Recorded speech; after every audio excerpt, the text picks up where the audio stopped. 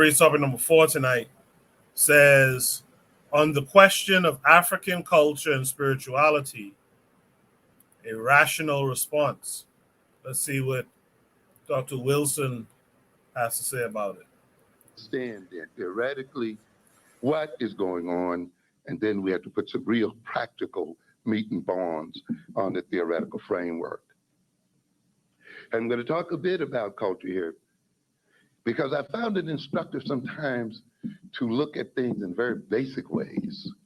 You see, we talk about racism and often we don't bother to define it. We talk about imperialism, we don't look at it in enough detail sometimes to really deal with it concretely. We talk about culture as well, African culture, and yet we really we haven't, as far as I've seen, analyzed that concept very deeply. I'm not going to analyze it today, but we have not analyzed it as well as we should. What do we mean by that? Whose culture are we referring to? You know, when we say that word, are we trying to reintroduce Egyptian culture in America today? This is not Egypt. This is not 5,000 BC, 3,000 BC, or any other BC. This is not sub-Saharan Africa either. Now, what am I saying about that? Africa and our history and our African cultures are tremendously rich and have great deals to offer us. And we all feed from those cultures. But to a great extent, I think we are facing the reality that we have to synthesize all the goods in those cultures and create a new one. Even the cultures that you call traditional, if you really know the history of those cultures, are cultures that have evolved over time. They're not fixed at year one and have stayed at year one. And therefore now you figure if you recapture it, you've recaptured the essence of African culture, and this is what you're going to recapture, and this is where you're going to stay in the midst of this whole changing world. Even those cultures that we call ancient did what? Evolved and moved over time. So there's no reason for us today to believe that we have to stay stuck in time. We use and we take and we maintain the essence of those cultures, the central identity that those cultures provide us, the lessons that those cultures have taught us, and we conquer new ground.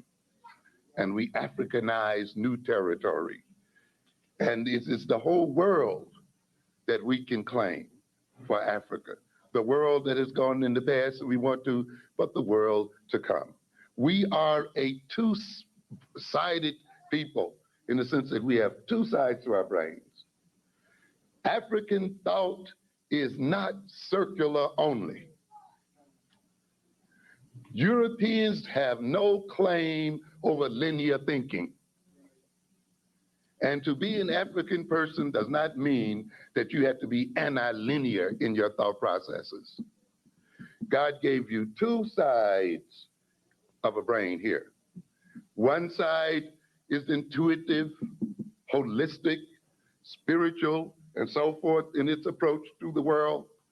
And the other side is analytical, critical, abstract, logical, objective in its approach to the world. The brain has a set of nerves that attaches both sides of the brain that we call the corpus callosum, plus a number of other connections, the anterior commissure, the posterior commissure, which means that these sides of the brain were meant to do what? Communicate one with the other and to complement each other. That the human being is not meant to stay totally in one side of the brain and say, this side is the African side, I will ignore the other side. We can't do that, ladies and gentlemen. Anyone who studied deeply science, how science actually operates, has recognized that science operates based on intuition. Don't confuse the reading of scientific papers with how people come to arrive at scientific ideas. You see, often when you write the paper, you can say, well, I was laying up in my bed one night and suddenly this dream came to me and it all came together. And well, you don't hear that part in it, but that happens, doesn't it? It happens all the time. All right, All right. That's Dr. Amos Wilson. Trigger Happy 262 Plus in the chat says, LOL, if you notice, Amos Wilson is making a strong argument that African culture developed. This is something that the venerators of E.B. Tyler would say differently, that our culture is stagnation. And he says, you hear the word complementarity, LOL. With that said, let me start with Brother Bakari on this one. On the question of African culture and spirituality, a rational response. What did you hear that stood out to you? I heard Dr. Amos Wilson say a whole lot of stuff that I said. Now that he said it, Carl and Bawana will agree. We can't live like we lived in Egypt. Like I said, we can't live 1,000 years ago. We got to live today. You got to be able to, niggas, you have to be able to develop. But like I say, man, I'm a simple person. There's a lot of stuff people talk about. Any of that stuff we use, like he said, develop. So if you're going to use this stuff, are we going to use this stuff? We're gonna use. I ain't gonna say this stuff because I ain't being disrespectful to any African spirituality. Because I even study voodoo. I don't follow it, but I do study. But is it gonna help us build communities? Is it gonna help us take care of ourselves? Is it gonna stop us from hating ourselves? Is any of this stuff gonna change our condition in which the way we live today? Or is it something that a lot of people want to use that I've noticed that I see some people, especially a lot of the extra African conscious people, it's just something for them to hang their hat on. I know this and you don't. I know this and you don't about Africa. Are we using it to build some, or is it something good to say? But hey, I agree. Like you said, we can't go back 1,000 years and live. We have to be able to compete today. We can't be okay with stand behind. And I understand that trigger happy, but I'm talking about when everybody's talking about spirituality and all this, everything that they're talking about. Is it going to help build a community? I build in communities. I lived in these communities. But anyway, the point that we can't live like that. Is anything we can go help us live, help us respect one another, help us work together, or because a lot of things that we complain about other people do. I ain't gonna say nothing because Koku said he was gonna say something. I'm gonna pull that prompt up later, so I'm gonna save it. But anyway, a lot of things that we complain about other people do, if we ever listen to the things that we say about Black people, we're really truly no different because we're all caught up in this system, regardless of how you want to fight it. So on that note, I give the mic. Sanko for remembrance, trigger happy. I could be wrong. You can tell me. I give the mic.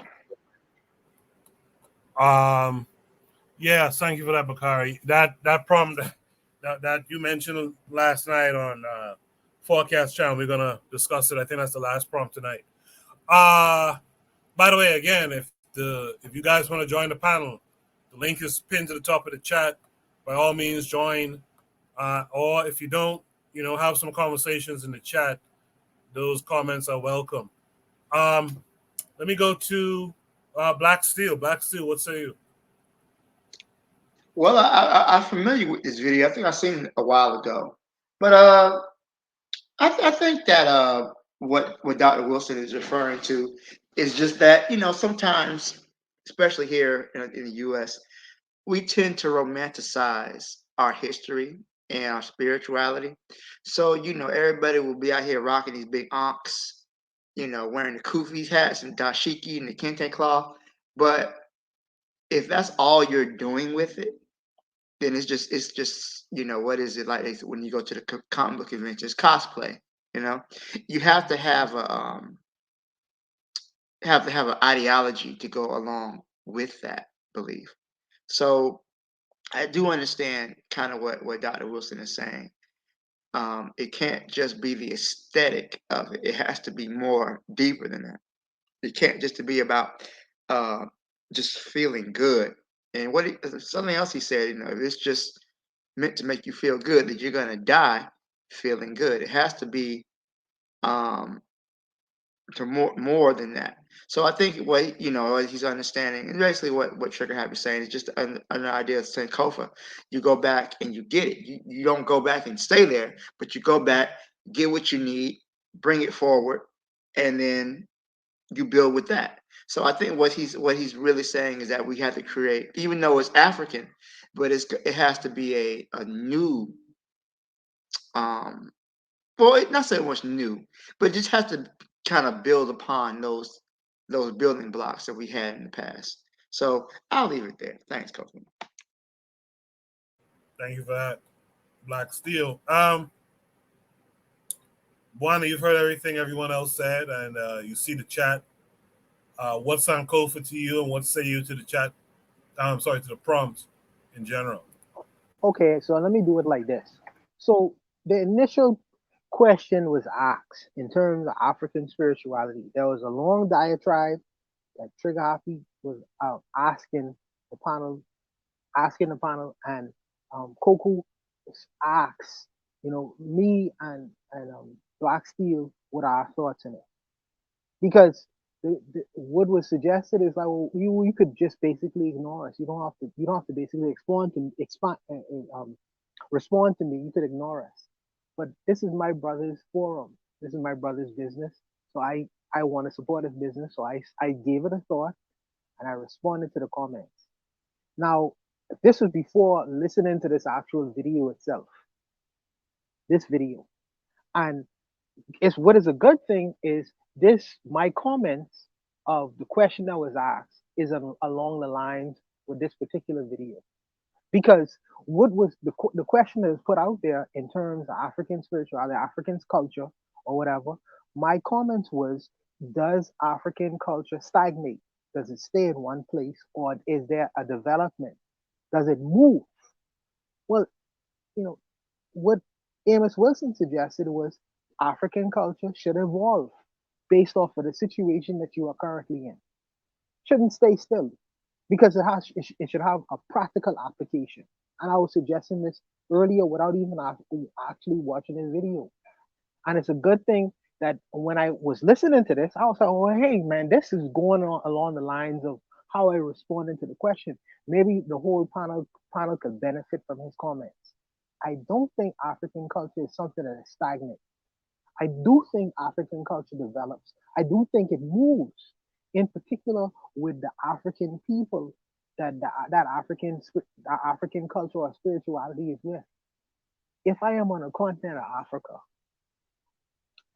unencumbered, no one is messing with me, then I gonna practice a traditional form of African culture where I could draw from my ancestors, my grandfathers, my great grandfathers, etc., etc., etc. But if I am dealing with something called the international transatlantic slave trade, that would mean my culture, my traditions have been interrupted. Therefore, I have to make an adjustment, not only to the circumstances I am in, but the environment that I have been introduced to. And it has to have a practical application and effect. I can't go back to when I was on a continent practicing African spirituality or traditions unencumbered. It has to be something that is workable for me now in the Caribbean or in the Americas, that is something that is a benefit for me. If it is not a benefit to me, then I am doing that in vain. Now you say that I sounded like E.B. Taylor. Well, E.B. Taylor never been in an African in my position before. He's never experienced the horrors of transatlantic slave trade. And in the mind of Africans, we are able to think for ourselves absent of his philosophy and thinking. And it's an insult to say that we sound like E.B. Taylor because our experience, he has never experienced before, ever, ever. So don't put me in the category of that brother because that white man, I don't know him. We come to our own conclusions, not only in the Caribbean, in Haiti, in the Americas, in Jamaica, etc., etc., etc. So don't dismiss us because we don't practice this purest form of traditional African culture or spirituality, because that history has been interrupted. We had to operate without the assistance of. That means my brothers from the Ashanti tribe, my brothers from all the other West African tribes, we had to commingle and exist together. Whether if it was fomented revolution or working together, because we had one common enemy. One common enemy. That's not been the experience of traditionalists or people who have not been interfering on the continent of Africa. So don't judge us, brother. Don't judge us. Don't judge us. We have to have a practical application in a situation and circumstances that we currently reside in, not some fanciful notion of when we was practicing a traditional form of African spirituality or culture 600, 500, 400 years ago, before the interruption of what has happened to us. This is the issue that I have sometimes with these kinds of conversations. I don't mean to sound like I have a lot of energy right now, because really this is an intellectual conversation. This is an intellectual conversation. So forgive me, brother, because I sound like I have a lot of energy in my voice right now. But it's really, I just wanted to explain our position in the West, because I understand that you are on the continent and there's a different kind of conversation going on in the West. So it's no love lost, no disrespect involved. I just try to explain the nuances that exist between us. That's all I'm trying to do. You know what I mean? With the greatest respect to you. I'll leave it there. Any other Bawana, I'm gonna say this, right? Because you're my little brother, right? Yes, sir. Yes, sir. Now, you just said something then about uh Yes, somebody sir. ain't been through what we've been through. Now you can Yes, sir. have that understanding, right? I Yes, like sir. to hold a mirror in our face. That's the Yes, point I was making in our first prompt. We have to have an understanding what we've been through. So I'm saying this to say, don't get mad if a white person say something. If we say something earlier and sound like the white person, but now that the white person has said is in your lap and it sounds similar to what you said, you understand what I'm saying? That's why yes, sir. I'm not trying to call you out or anything, but what I am saying is now that white person haven't been through, so he don't understand. That's why I say when it comes to certain things with us, dealing with us, we should have an understanding because of what we have gone through. If that makes sense. No, I hear you, brother. I hear you, brother. I hear you. That's all I want us to do is have an understanding. But look, Koku, I'm gonna come back. I got to step off for a second. I'm gonna be listening, but I'm gonna come back on in about 20 minutes, I guess. I'm gonna be listening. I got something to take care of right quick. All right, all right. Just so you know, we have the next prompt is about the thing that we talked about on 4Kast last night. So I just so will you know. wait then. I will wait then. All right. Is there any other last words or thoughts on this prompt? If not, let's go to Shoot the Breeze topic number 5 tonight. Sorry, Bakari, for holding you up. Sorry about that. This could very well be the last prompt of the night.